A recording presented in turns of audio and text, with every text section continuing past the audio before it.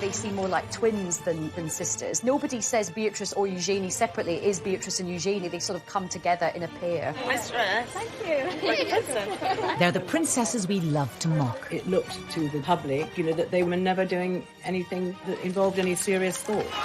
Their parents, Fergie and Andrew, have brought shame and scandal on their daughters. Your embarrassment, sir. They've done so many things which are almost unbelievably stupid that inevitably the daughters are dragged in. I let the side down. Simple as that.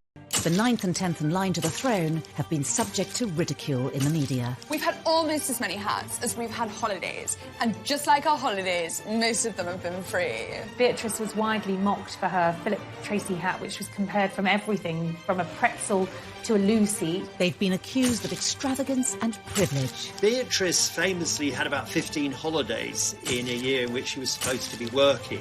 And Eugenie definitely got herself a bit of a reputation as a party princess. We've had to learn some lessons the hard way. But how much do we really know about them? A lot of people don't realise that they don't get any money formally from the state. Tonight, using rarely seen footage and in their own words, we reveal the truth about these much maligned princesses. Growing up in the public eye means that every embarrassing, slightly awkward growth spurt or hilarious fashion moment are published around the world. Now happily married and with the birth of a baby boy for Eugenie, we ask whether they've finally managed to free themselves from their parents' controversial shadows. I think there is a lot about the York sisters to be celebrated. Are they pampered princesses? I don't think they are at all. I think they're the reverse.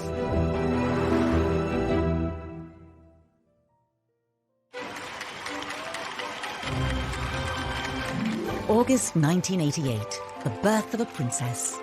A first child for Prince Andrew and Sarah Ferguson. There was huge euphoria. Everyone was just delighted that there was another royal baby, and they came out of the hospital and posed outside. From all the papers of London, congratulations to Her Royal Highness on the birth of a baby girl. It was kind of national jubilation because here was the first royal princess since Princess Anne. Princess Beatrice Elizabeth Mary, blissfully unaware of tradition or ceremonial, took over the proceedings. She was startlingly well behaved, but she did seem to have a sense of occasion. The name Beatrice was really, it was Queen Victoria's daughter, Beatrice, that she was named after. She's Beatrice Elizabeth Mary. So Beatrice has the names of all English queens since 1910.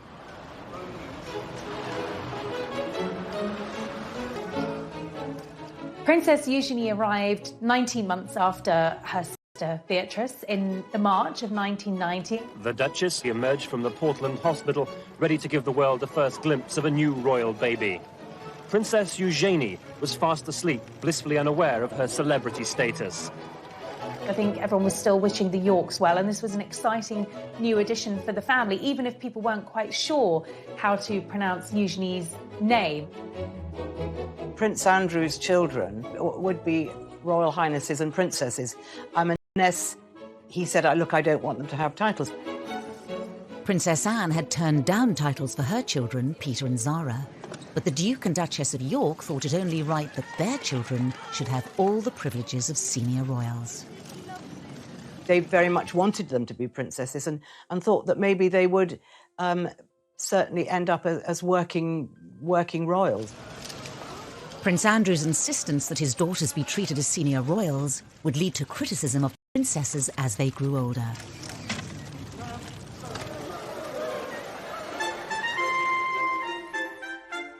But to really understand the attacks on Beatrice and Eugenie, you have to go back to the marriage of their parents. It was very much the fairy tale, and I think the British public bought into it. Here was the Queen's favourite son getting married to the vivacious, pretty, bubbly, and, very likeable Sarah Ferguson. And at first, the newlyweds could do no wrong. I think Sarah was a breath of fresh air. The royal family really took to her. She just was really suited to Andrew and made, more importantly, Andrew very happy. Kiss her then. Why do you want me to kiss Go on, you? hurry up. Why? Hurry up! Start filming, quick. Go on, dare you. You're a monster. But the Duke and Duchess of York's honeymoon period with the tabloids didn't last long. This is in an era, the mid-80s, when the monarchy had become tabloid fodder. The era of deference was over, and Fergie and Andrew were great for the tabloids. And that's fine if the tabloids like you, and it's fine if you don't in any way misbehave. Fergie came in for a huge amount of criticism for her lifestyle, for her fashion, and what the tabloids called her work-shy attitude, nicknaming her royal idleness. All attacks her daughters would one day have to endure. There was a time where she could do no right with the press. Sarah would come in gung-ho, maybe not in the right outfit, maybe say sometimes the wrong things, and the press sort of then started to really pick on her. Eugenie spent a privileged childhood at Sunning Hill, the estate given to Prince Andrew by the Queen as a wedding gift. They had built this rather extravagant, very modern palace, which was famously likened to South Fork in the Dallas TV series, and it obviously became known as South York. So their early days were spent there. They were probably far more indulged than ordinary children. I remember going once to the house where they were staying and being absolutely astounded. There was a little sort of building in the garden, and it was absolutely full of Barbie dolls. So they had a lot of stuff, but they were very, very well brought up. Beatrice and Eugenie were also doted on by their grandparents.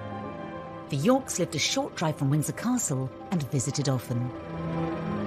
The Queen adored Eugenie and Beatrice. She saw in them something of her own relationship as a child with Margaret.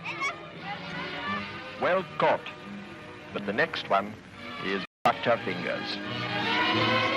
They would often go and have tea with the Queen and Prince Philip, and I think, again, Fergie said that they had, 3 sets of manners. One was for home, one was for when they were out, and the third lot was when they were with the Queen, and they had to be very careful and mind their P's and Q's. Sarah Ferguson's own parents had divorced, and her mother had left to live in Argentina when Sarah was 12. I remember Sarah telling me that she wrote a letter to her mum, actually blaming herself for her mum leaving. She thought it was something to do with her, and she wanted to be there for her children all the time and have that special bond and that special closeness. Within the first few years of the princesses' lives, Andrew and Sarah's marriage was showing signs of strain. As a serving officer in the Navy, Andrew was spending just 40 days a year at home, leaving Fergie to bring up the still young Beatrice and Eugenie alone. I think the cracks started to show when Prince Andrew was away so much with the Navy. He wasn't with her. His posting follows 3 months of specialised training, and the Duke will now lead a flight team aboard the frigate for around 18 months. He wasn't there with the girls and bringing them up as she'd hoped. And I think Sarah really started to miss him and miss that family bond, that family life. Beatrice was 3 and Eugenie just a toddler when their parents' marriage finally fell apart. And in 1992, photos surfaced in the press of Fergie with another man. A cleaner found a set of holiday snaps. Eugenie had a very odd childhood. Where their parents were, on the face of it, that remained friends, but they were seeing other people from quite early on. And I think that was probably damaging in a subtle kind of long-lasting way. In March 1992, the Duke and Duchess of York announced that their marriage was over. The announcement that the Duchess of York had initiated discussions about a separation from her husband came as she arrived to pick up their daughter from school. It's always very difficult for children to see their parents split up. And I think perhaps the Queen even felt more maternal towards them, and that they'd had a very hard time. 5 months after the York separation, Sarah Ferguson was photographed by the press with another man, John Bryant. Yet again, Beatrice and Eugenie were with her. Fergie and the children were round the pool, and she was topless, and John Brown was kissing her toes. Beatrice and Eugenie are in the background. I mean, they're there, they're sort of parties to what was going on between Brian and their mother. They, of course, didn't know. They were too little and too young, but they were seen as sort of pawns in this rather unfortunate and rather seedy affair. The Daily Mirror's expose had serious consequences for Beatrice and Eugenie's family life. By the time the story broke, the two girls were at Balmoral with their mother and the rest of the royal family. And Andrew was there, and the Queen was there, and Fergie then had to go and apologise to the Queen, and she said she'd never seen the Queen that angry. Beatrice and Eugenie's holiday was cut short as Fergie fled Balmoral, taking the young girls with her. They would have been distracted by the nanny, but they would have known that their mother was very distressed, and they would have taken on her distress. The girls went back down south, and at this stage, they were no longer living at Sunninghill. Their mother had a rented home not far away. She had a series of rented houses in Surrey and Berkshire that she sort of moved to with alarming regularity, which in itself must have been sort of destabilising for the girls. Fergie was reportedly banished by Prince Philip from family gatherings, making life difficult for the princesses. Christmas at Sandringham is a big family occasion, and suddenly Sarah Ferguson wasn't there. That must be very hard to understand when they were young girls. Why isn't Mummy allowed in the big house anymore? She was banished to a time with her and slept there. And then on Christmas Day, Andrew would collect them and take them to church, and they'd go back up to Sandringham House for lunch with their grandparents and the rest of the royal family. Meanwhile, Fergie was having her turkey twizzler or whatever she was doing all on her own. Despite the split, Prince Andrew and Sarah Ferguson were determined to do the best they could for their children. Andrew and Sarah obviously had separated, but they were very much kind of co-parenting, very much a united family unit. It was more than just a united front for sports days. I mean, you would expect that for school events. But it went far beyond that. I mean, they were going on holiday together. It meant there was a lot of continuity and reassurance for Beatrice and Eugenie that their parents were still very much part of their lives. Despite their best efforts, Andrew and Sarah's marital problems created major upheaval for Beatrice and Eugenie. But the girls would also face their own personal issues. Beatrice, at the young age of 7, realised something wasn't right. She was finding it very difficult to learn.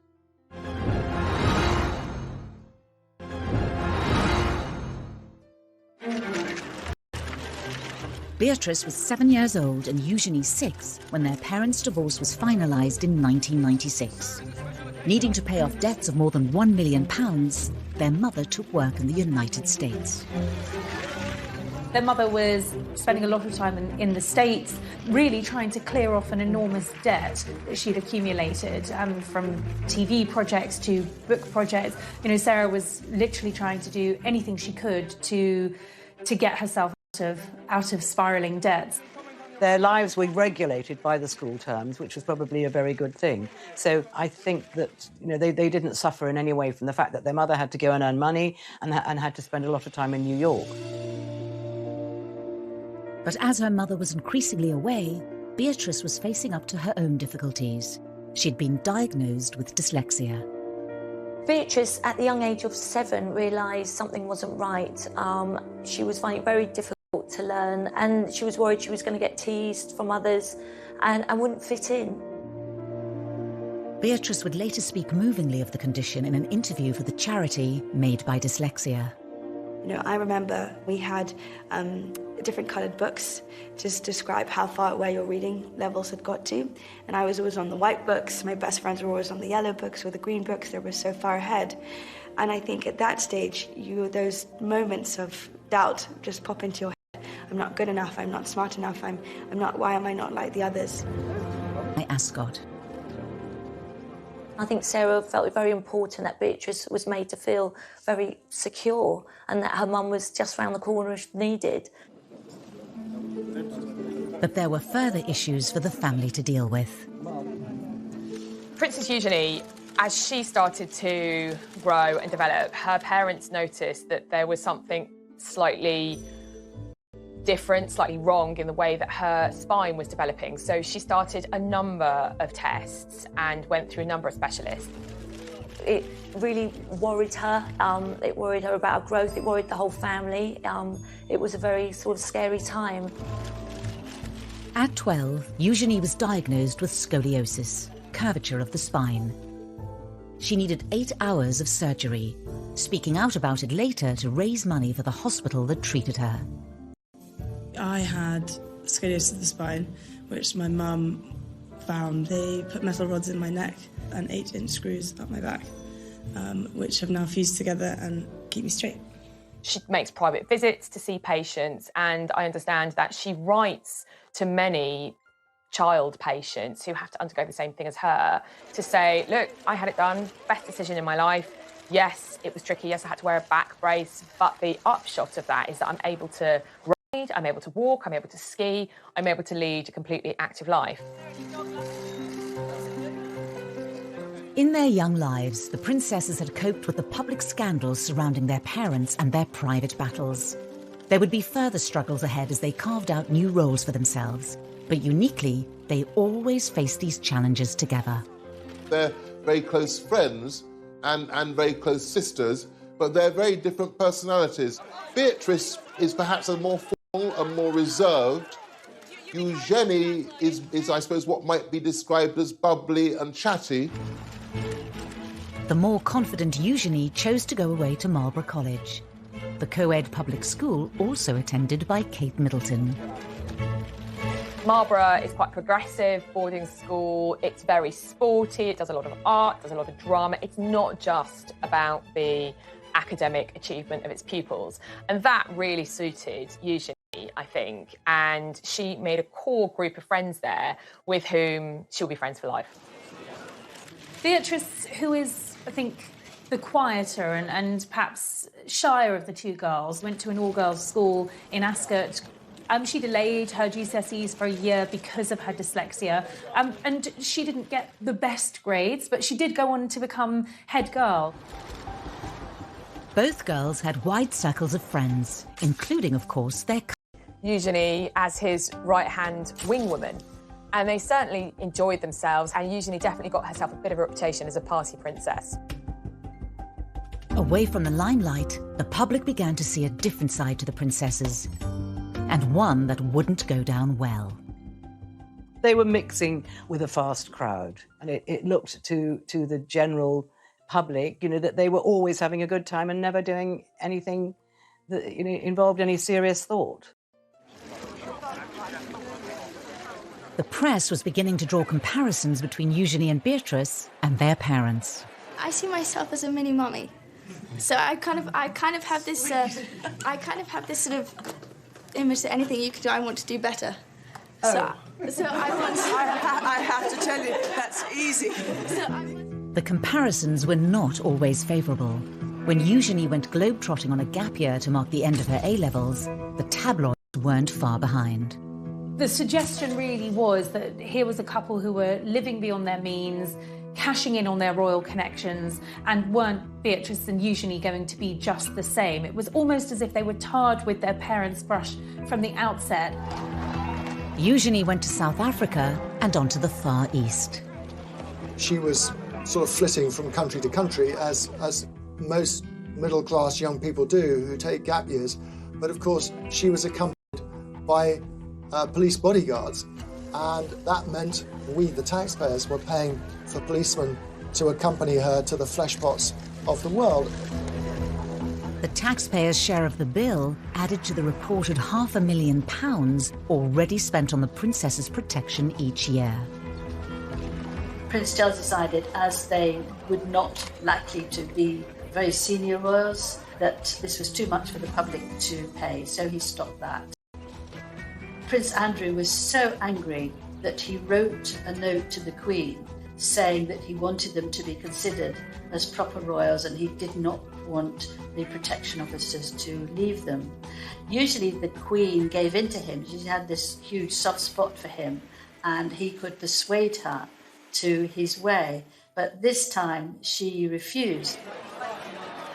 Written off as pampered princesses, Eugenie and Beatrice tried to keep a low profile. And in 2010, the sisters, now just 20 and 21, found themselves embroiled in another of their mother's scandals. She was caught on camera, essentially selling access to her husband and to someone who she believed was a sheikh, but was in fact an undercover reporter for the News of the World. 500,000 New Prince Andrew. Yeah. Is that a deal? Yeah. It was a nightmare for Sarah Ferguson. It was a nightmare for her children. It was just a sort of a nightmare for everyone. Beatrice was with her mother when the phone call came, warning them that the News of the World was publishing the exposé. Beatrice, who was at a party held by Naomi Campbell, the model, just kept asking her mother, how did this happen? You know, how? And they left the party immediately, effectively went into hiding, knowing that once again, her mother's reputation was about to be completely trashed. Beatrix admitted that she spent several days crying, and one of her friends went and stayed with her overnight for 2 days because she was so traumatised and so unhappy. Her anger was directed at the press. And just as they have done throughout their lives, Beatrice and Eugenie leapt to the defence of their mother. They called themselves the tripod, and that's exactly what they were. They leaned on each other, they depended on one another, they were absolutely a unit, and nothing was going to come between them. Over the coming years, it would be the turn of Sarah Ferguson to defend her daughters against their critics. People have been so brutal to them, particularly in the press, about how they look. And Sarah spoke to the editor of the Daily Mail at the time and she said, look, just back off. It's not fair.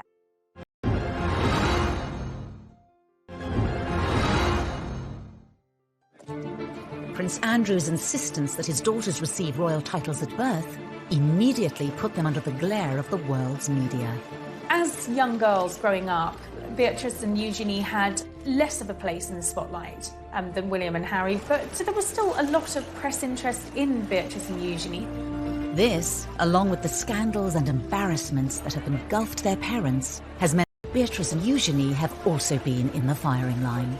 The whole family is seen as a soft target because the parents particularly have made so many, mistakes is being generous, that inevitably the daughters are dragged in. I think there are times when it looks as though the girls are just being knocked because it's turned into something of a national sport, and particularly when it comes to their fashion sense. The two princesses have become renowned for their bold designer outfits. People have been so brutal to them, particularly in the press, about how they look, which is just so old-fashioned and sort of sexist in this day and age.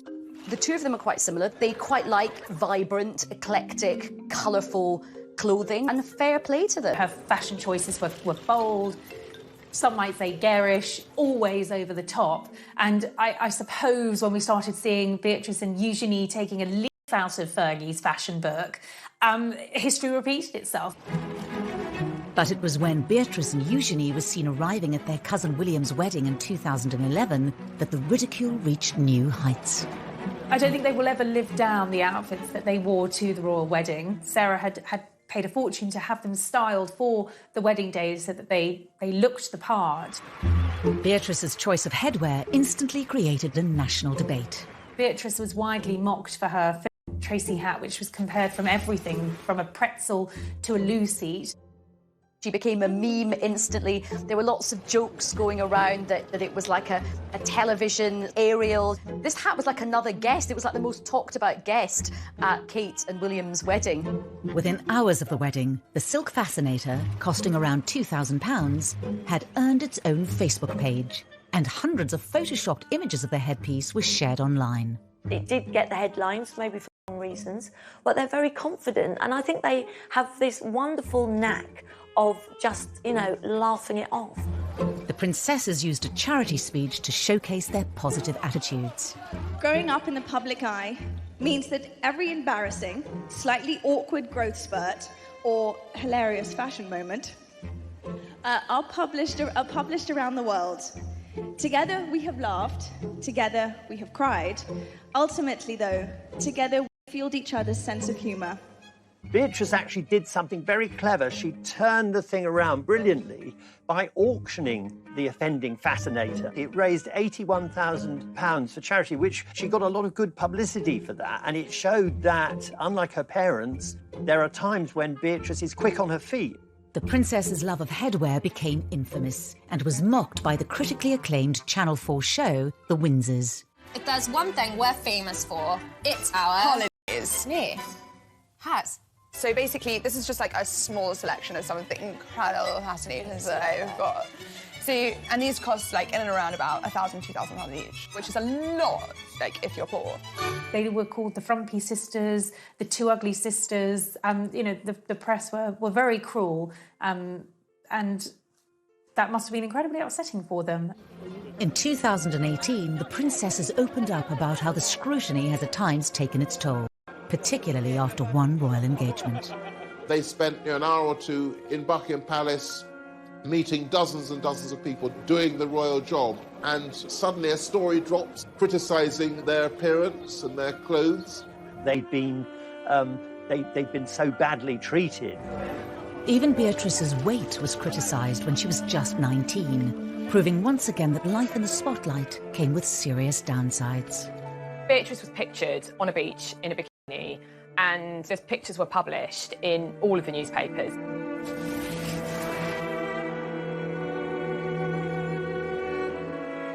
Sarah was really upset, and she is very protective of her daughters. And I think she spoke to the editor of the Daily Mail at the time and she said, look, just back off. It's not fair. Sarah also used an interview about her TV programme, The Duchess on the Estate, to plead with the media. Everybody is talking about these zero models walking up and down the catwalk, and then they say they're all too thin. Victoria Beckham's too thin, and this person's too thin. Then someone who's a good size 10, oh, she's too fat, she doesn't take drugs, she doesn't smoke. You know, she's going to university in September reading history. Give the girl a break. It was probably reminding her of the fact that she had a very hard time in the press when she was younger as well. It's partly guilt by association. They're an easy target because their mother's always been a target. Even as they reached adulthood, the princesses struggled to escape their parents' shadow. I think that a lot of the things which have been said about Beatrice and Eugenie were kind of as though they were their parents' appendages and as though they weren't independent people. There is one area of Beatrice and Eugenie's lives that gets very little press coverage. I think people don't realise that both Beatrice and Eugenie do actually have full-time jobs and they have built up their own independent careers. And of course, a lot of people don't realise that they don't get any money formally from the state. When it comes to their careers, Beatrice and Eugenie are often tarnished in the media by their parents' reputations. Eugenie, we're going to have to get jobs. Is that like when Daddy has a party for Arabs and British businessmen? No, I think a job's where you have to go into a building or something. Yeah. As titled princesses, it was expected that Beatrice and Eugenie would become full-time working royals. When Charles made his vision for a streamlined monarchy really very clear around the time of the Diamond Jubilee celebrations, and that was a big issue for Andrew. His view was that they had the HRH titles, therefore they are blood princesses, therefore they should be full-time working members of the royal family. It didn't pan out that way, and that definitely caused tensions between the royal brothers, Charles and Andrew. For Beatrice and Eugenie, the dilemma of being non-working royals who have princess titles lies at the heart of many of the issues they have to grapple with. For two members of the royal family who are as close as Eugenie and Beatrice to being core members, it is unusual to be working. They never wanted to be accused of cashing in on their royal status and being idle. He came back from their gap year, you know, they were still living very much within the protective bubble of the palace. In 2011, Beatrice graduated university with a 2-1. After a year working in New York, she embarked on her current career in the tech industry, splitting her time between the UK and America. Both actually done incredibly well. Beatrice is the Vice President of Strategies and Partnerships at an artificial intelligence agency, so she's really quite senior in the tech world. Eugenie followed in the footsteps of Beatrice. After also graduating with a 2-1 in 2012, she too moved to New York, but embarked on a very different career path to her sister. Eugenie has seemingly always been interested in the arts, and she went to New York and worked for an online art business. Eugenie had also begun a relationship with her future husband, Jack Brooksbank, who she'd met on a ski trip. After dating long distance for 2 years, Eugenie returned to London in 2015. And then she came back and got an amazing job with a huge international art dealers called Hauser & Wirth in Mayfair. With careers outside the monarchy, Beatrice and Eugenie have gained experience that's out of reach for many of their royal relatives. They have one foot in the royal family because they still go to events with core members of the family, and they have one foot in the real world. They do it because they want to work and they're very grounded and they like being around normal people. Distancing themselves from their parents' reputations for failed money-making ventures, the girls forged more stable paths. But as members of one of the most famous families in the world, how normal can their lives really be? They do come back for things like Trooping the Colour and the garden parties in Buckingham Palace. And they do need someone who will understand that they can't be there 9 to 5, 5 days a week. Part of the reason that they have been employed is because of their network. It's because they're Princess Beatrice and Princess Eugenie, and they are styled as such. They kind of get the best of both worlds because they get to earn their own money, but they also still enjoy the privileges of being princesses. We know that in the first year of working in their job, they had numerous holidays. They're not clocking in and clocking out, as it were. Beatrice and Eugenie certainly benefit from their royal privilege, and their HRH titles mean their every move is of public interest and open to scrutiny. The princess's jet-setting lifestyles made headlines once again in 2015. Beatrice famously had about 15 holidays in a year in which she was supposed to be working, and then was horrified when, this was criticised.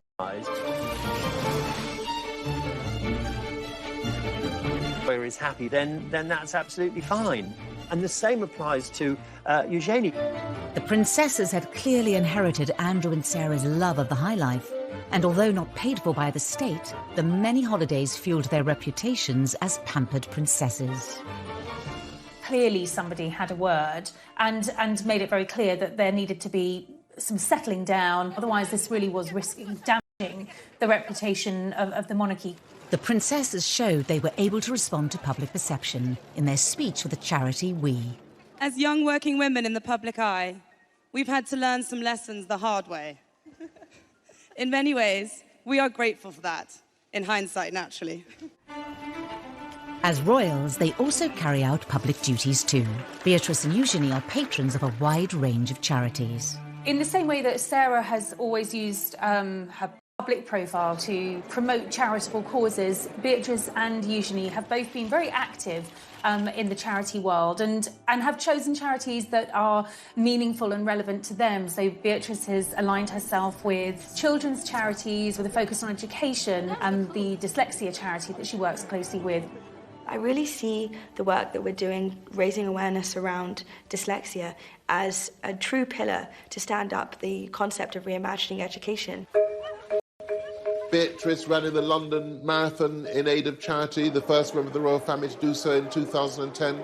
Really excited. I'm desperate to get to the start line. I'm desperate to get going. Eugenie has most recently focused on anti-slavery and empowering women. She went on to become the patron of the National Orthopaedic Hospital, where she had been treated for scoliosis when she was 12. Today, I'm so lucky to get to work with and support other young women who are going through the same thing. To encourage them to not let their diagnosis win, to live fearlessly too. Despite their dedication, their charitable efforts are often overlooked in the press.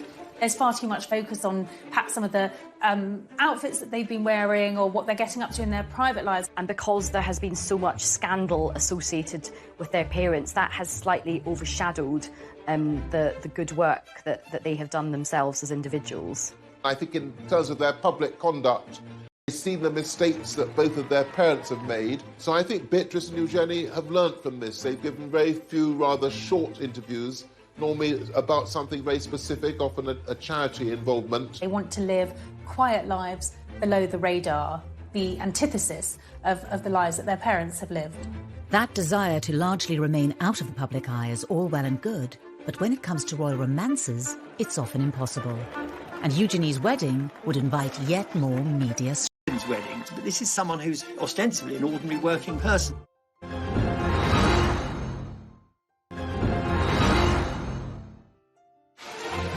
The world's media love a royal romance. As the tabloids fixated on Prince William's relationship with Kate Middleton and Prince Harry's rumoured girlfriends, love was blossoming under the radar for Prince Eugenie and Jack Brooksbank. It was something they talked about in a rare TV interview watched by millions on the BBC's The One Show. We were skiing, weren't we? Verbier. In a friend's place in Nendas, next to Verbier.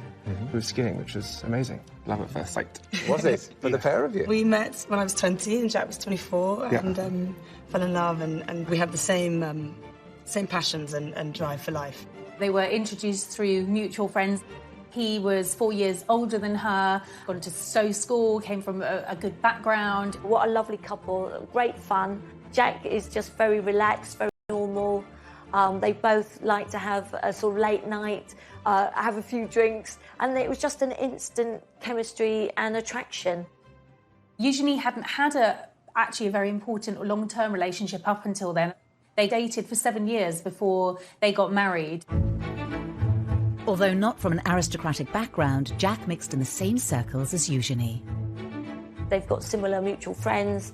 Jack gets on well with Prince Harry, and Sarah absolutely adored Jack, as did Beatrice, and he just seemed to fit in with the family so well. When they met, Jack was working at Mahiki nightclub, where Eugenie enjoyed nights out with Beatrice and her cousin Harry. He works in hospitality, and he is a brand ambassador for a tequila company, Casamigo, and he didn't go to university, he actually went straight into the trade of hospitality. And even Jack couldn't escape being mocked in the Windses. Hello, Beatrice. Hi, Jack. I'm just off to work. Have a good day, darling. Tequila. Shot. Eugenie and Jack announced their engagement in 2018. To mark the occasion, the couple also did an interview with ITV's long-running daytime show This Morning. How would you describe each other in just 3 words? She's this bright, shining light. I was quite surprised that they did an engagement interview because they do occupy this kind of hinterland between... They're not senior working royals. They are private individuals. So ordinarily, you wouldn't have a engagement interview for a private royal. So the iconography was, this is a royal wedding. And the interview was in Buckingham Palace. But Eugenie's big day had to be put on hold. Because of the order of hierarchy, she actually had to wait for Prince Harry to marry Meghan before she... About that, and upset about being told you've got to wait. The British public won't be able to be remotely enthusiastic about this wedding. As a senior royal, Harry's wedding came first. But Prince Andrew was apparently determined to make sure that his daughter's was no less important. I think particularly Prince Andrew, he's always been a bit miffed that they were never made full working members of the royal family. So I think this was his opportunity to really show them off to not just the country, but to the world and say, yeah, my daughters are absolutely up there with, you know, William and Harry. Eugenie's big day was looking to be an extravagant affair. Prince Andrew very much wanted to have a big funfair for his daughter. It was very difficult because I feel that a lot of the public didn't want this. They thought it was a waste of taxpayers' money from the security. They aren't senior royals, so why should they have the same as Prince William and Prince Harry? And a lot of it, of course, revolved around Prince Andrew, whose reputation was sinking fast by this stage, and it was seen as sort of him being too excessive.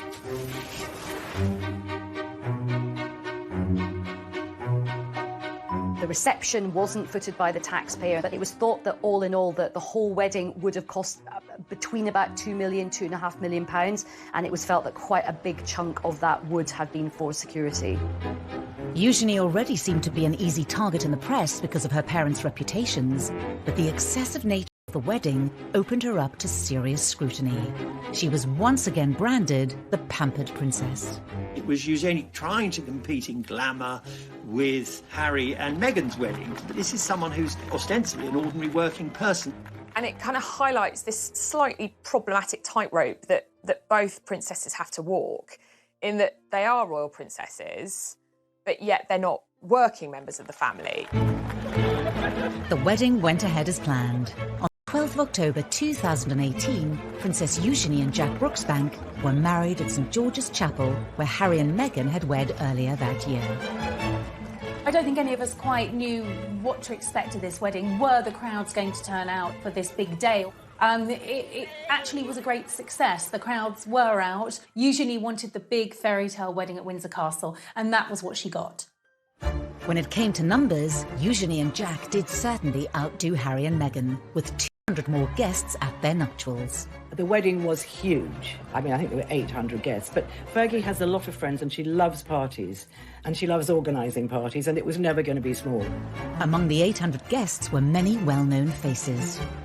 Eugenie and Jack's wedding was a royal wedding, like no other, quite simply because famous people who aren't just famous people, they are her friends. There was Naomi Campbell, Cara and Poppy Delevingne, Demi Moore, Robbie Williams was there. In fact, Robbie Williams' wee girl was one of the Flower Girls. There was another night of partying at the Royal Lodge, and this was a big affair with dodgems and sort of fairground rides. It certainly was star-studded, but of course Eugenie and Jack's families were central to the celebrations. Her father walked her down the aisle. Her sister was her head bridesmaid. She had her nieces and nephews, Princess Charlotte and Prince George, as part of the wedding party. So for all the famous faces in the pews, at the heart of the wedding, it was family, and that's very important to Eugenie. Despite years of having her fashion sense mocked, Eugenie's outfit choice on the day was widely admired and held great personal significance for the royal bride. There was a lot of speculation in the press about who'd been chosen to design Eugenie's wedding dress, and Peter Pilotto was an unexpected choice. But the dress was beautiful. It was very different to anything we'd seen a royal bride wear, in that the back was deliberately low cut. And Eugenie later explained that she'd deliberately chosen that style to show off the scar from when she'd had her operation as a 12-year-old girl to correct the curvature of her spine. And the other thing is that she was wearing this beautiful tiara with emeralds in it, which was lent to her by the Queen. The tiara from the Queen was to show the strength and the closeness of their relationship. Whilst the weddings of Harry and William were broadcast to the world on the BBC as well as other channels, Eugenie's was not, which reportedly caused more angst for Andrew. His people asked the BBC if they would televise it, and the BBC said no. In the end, the ceremony was broadcast on ITV in an extended episode of This Morning, watched by 3 million people. There'll be a few more people than most people have. There are a few more than Harry had, but that's just the nature of Eugenie and Jack. They've got so many friends that they need a church of that size to fit them all in. I remember watching the interview they did with Prince Andrew, and I kind of winced. Our wedding's bigger than your wedding. Despite all Andrew and Sarah's efforts to ensure all eyes were on their daughter, attention once again turned back to Harry and Meghan. That day was somewhat overshadowed when, just a day later, Harry and Meghan publicly announced that they were expecting their first child. It's understood that they shared that news with close family friends at the wedding. Although Meghan and Eugenie get on perfectly well, they are not good friends. I just don't believe it was a coincidence. But after Eugenie had her fairy tale wedding in the spotlight, Beatrice had no choice but to keep hers out of sight. Suddenly, the entire world is looking at Prince Andrew and their family, and it is one of the biggest scandals.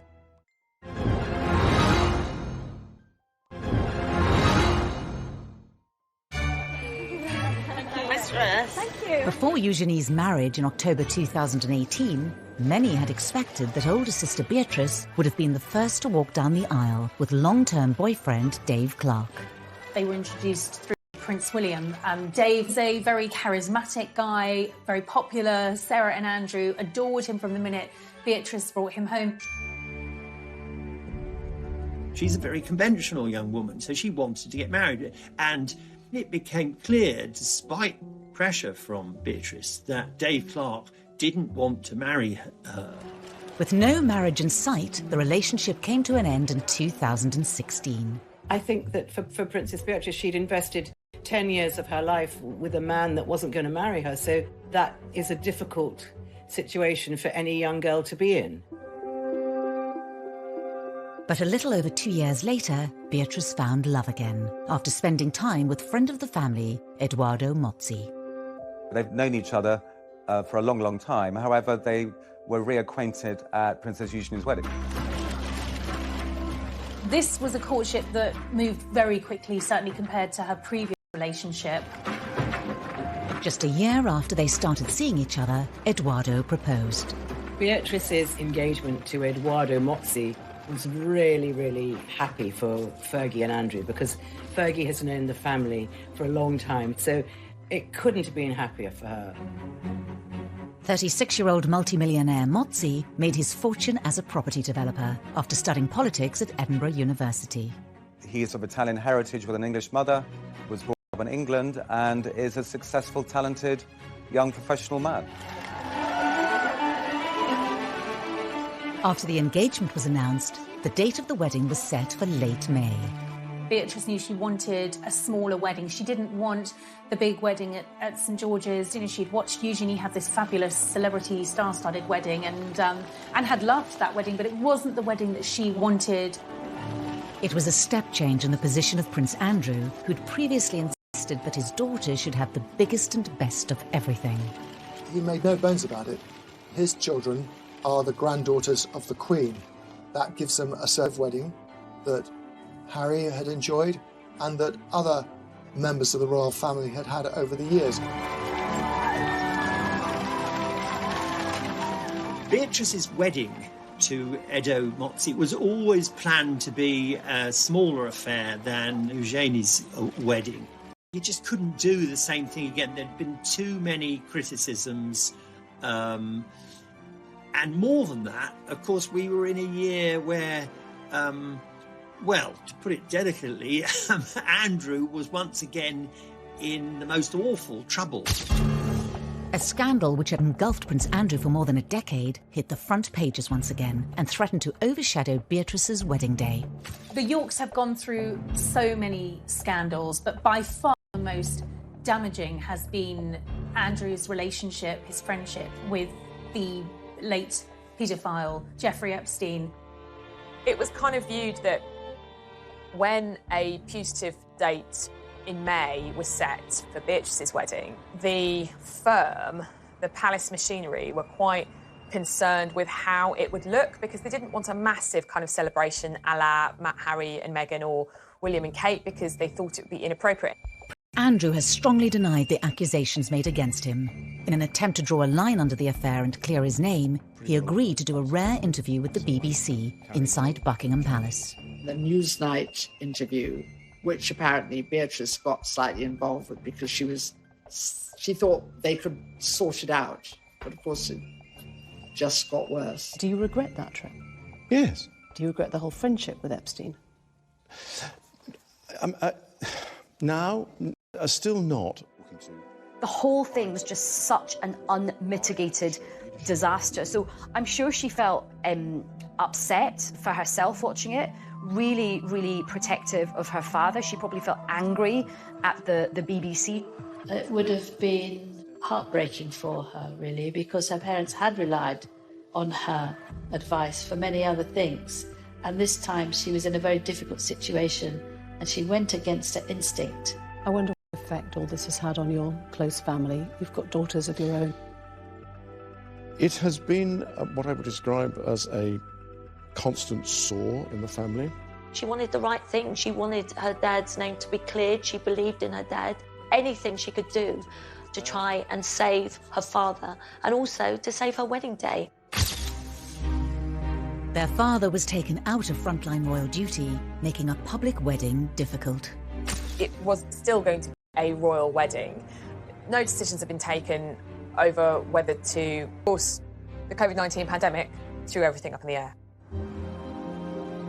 As the country went into lockdown, the wedding was postponed. Everyone felt so sorry for Beatrice because she was the one that, kept having to change her plans. And of course, this is a virus that doesn't discriminate in terms of class or privilege, and it doesn't matter if you are 9th in line to the throne, you still have to obey the same rules as the rest of us. But just 2 months later, in a move that shocked everyone, Princess Beatrice married in secret. These beautiful photos of the happy couple are the only official record of the day. COVID, in a way, lessened the embarrassment of a wedding at which Andrew had to virtually be brought in a sack because he was in such disgrace. Princess Beatrice managed to pull off something no modern member of the royal family has done.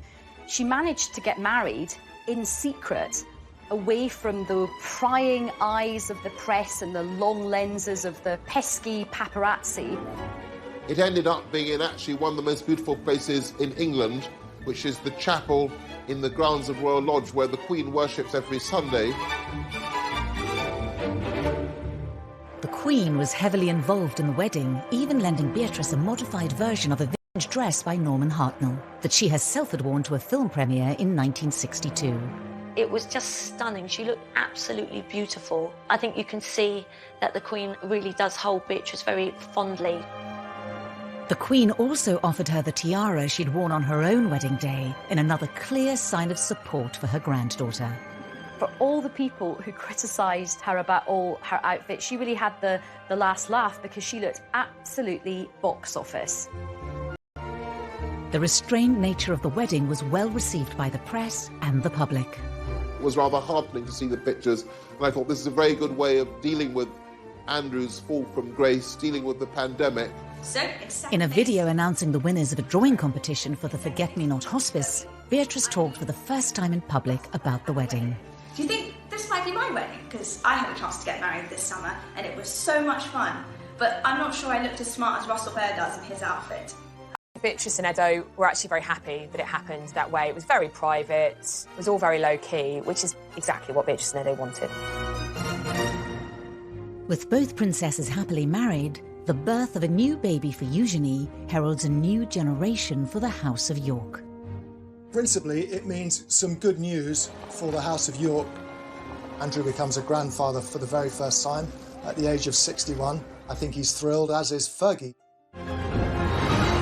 2021, the palace announced the birth of Princess Eugenie and Jack's first baby, a boy. Princess Eugenie and husband Jack Brooksbank announced the arrival of their son. The Queen welcomed her 9th great-grandchild. The birth of a royal baby is always very exciting, and I think that there was just kind of general joy. I was told that Eugenie and Jack didn't know what they were having, so when little August was born, it was a surprise that he was a baby boy. In a break with tradition, Eugenie and Jack chose not to have a photo call on the hospital steps. Instead, they posted a photo of themselves on her Instagram page, holding their new baby boy. Royal babies, when they're first presented for their inaugural photo call, because that's what happens with a royal baby, they're usually swaddled up in a white blanket, something neutral, but Eugenie and Jack chose a blue blanket. Blue for a boy seems entirely appropriate, but it was a slight break with tradition. When it came to choosing names, Eugenie, like her mother, looked to her Victorian ancestors. She actually gave him very royal names. August is after Prince Albert, the husband of Queen Victoria, and Hawke is after Jack's great-great-great-great-grandfather. Philip, of course, after Eugenie's grandfather. Unlike his mother, Princess Eugenie, August will not have a royal title, and the chances of him ever becoming king are extremely remote. Eugenie's new baby will be number 11 in the royal line of succession. Unfortunately, he won't remain there long, because once Prince Harry and Meghan give birth to their second child, August will bump down to number 12. Up until the birth, both York sisters continued their work with the charities of which they're patrons, even under lockdown, hosting an awards evening over the internet for the Teenage Cancer Trust. We wanted to let you all know that You're not all nominees, you're all winners. I think we can see the great work these girls do, that even with this pandemic that we're all in, it was so amazing and so special for those that were winning these awards. So thank you so much for sharing today and for doing all that you can to support young people and Teenage Cancer Trust. They've tried to tell people their own ways of managing very difficult things and also to, I think, inspire them. Beatrice has been an ambassador for the Forget-Me-Not Children's Hospice for more than 8 years, and during isolation sent a heartfelt message of encouragement to the young people and families who were supported by the charity. I know that this is an incredibly challenging time, especially for those living in isolation, not receiving that face-to-face support, which is delivered by the incredible nurses and staff at the hospice. In their spare time alongside their full-time jobs. This dedication appears in stark contrast to their portrayal as spoilt and brash princesses in the media. So they may have had criticism because people didn't like their hats, which is fairly absurd. They see themselves as having a duty to the Queen to be good princesses for the rest of their lives and to do great charitable work and support the country and the Queen. I don't ever hear anything unpleasant about them. Everybody that meets them says how charming they are, which is really nice. And nice for Fergie too, because at least she's done something right. Throughout the scandals and deep embarrassments, the York princesses have remained loyal to their disgraced parents. Prince Andrew and Sarah have the most amazing relationship. It was one of the happiest divorces I've ever known, and they get on so well, and they even live together. Their parents are always in the papers, usually on the receiving end of pretty negative headlines. And I think to a degree, the girls have been tarred by the same brush. I think they've been in a very difficult position. They have had the burden of the HRH title whilst trying to create independent lives for themselves. I think sometimes it might be nice to see them celebrated for some of the good things that they do. We're working on it. Thank you for talking to us. Thank you. So it's as if everyone's waiting for them to make a bigger blunder. You know, the parents have been a godsend to the newspapers for 30 years. You just have to wait, and they'll do something even worse than the last thing that they did. But I don't think the daughters will do that. The York family have created their own sort of fortress against all the sort of slings and arrows that have been thrown at them. And I suspect that Beatrice and Eugenie just get on with their lives. And I think now that they're married, they've got so many other things going on that they're able to do this. Both women want to have a happy marriage that, frankly, their parents didn't have. They don't want to go through what their parents went through in the spotlight. They want to live quiet lives below the radar, the antithesis of the lives that their parents have lived. Beatrice and Eugenie have worked hard to balance two very different lifestyles and carve out a modern role for themselves in the royal family, something that other members have been unable to achieve. I think actually that Beatrice and Eugenie have been very successful in combining their royal persona with their ordinary working persona. And they seem to have kind of struck the right note with that. I think that both of them are able to be in the modern world and are both able to bridge the world and the occasional formality of the royal family with the modern world of work. Could a more prominent role for the royal princesses beckon? We've lost Harry and Meghan from the royal firmament. Prince Philip's retired. Andrew, he's never going to come back to full-time royal duty. So effectively, you've lost 4 senior members of the family: Philip, Andrew, Meghan and Harry. That does leave a void. So it may be that one or both of these daughters start to play a bigger part. The Duke and Duchess of Cambridge have done a brilliant job, but they can't do everything. Nobody can be everywhere. If Beatrice and Eugenie do step up to fill the royal gap, will they be able to change the way we all see them? Are they pampered princesses? I don't think they are at all. I think they're the reverse. They've had to deal with a lot of criticism. You can certainly detect a softening in the attitude of the newspapers to Beatrice and Eugenie. Even the most hard-bitten hack doesn't feel any longer that 2 daughters who haven't really done anything wrong should be pilloried. The girls have definitely Over the public, I think that the public are definitely looking at them with different eyes. The road has sometimes been a bumpy one, but they are married, they are really free, I think, from their parents now in a way that they haven't really been up until now. They are financially independent, they are living their own lives. And I think there is a lot about the York sisters to be celebrated.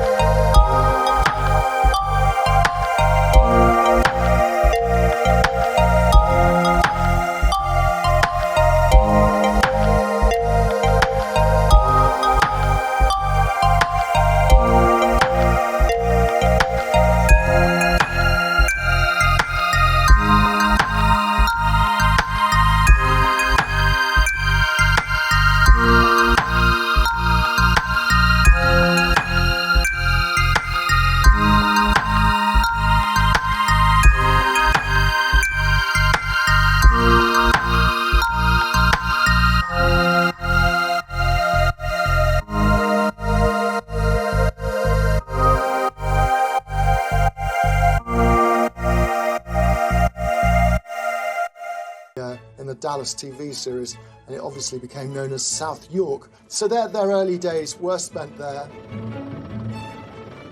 They were probably far more indulged than ordinary children. I remember going once to the house where they were staying and being absolutely astounded. There was a little sort of building in the garden, and it was absolutely full of Barbie dolls. So they had a lot of stuff, but they were very, very well brought up. Beatrice and Eugenie were also doted on by their grandparents. The Yorks lived a short drive from Windsor Castle and visited often. The Queen adored Eugenie and Beatrice. She saw in them something of her own relationship as a child with Margaret. Well caught, but the next one is fucked her fingers. They would often go and have tea with the Queen and Prince Philip, and I think, again, Fergie said that they had, 3 sets of manners. One was for home, one was for when they were out, and the third lot was when they were with the Queen, and they had to be very careful and mind their P's and Q's.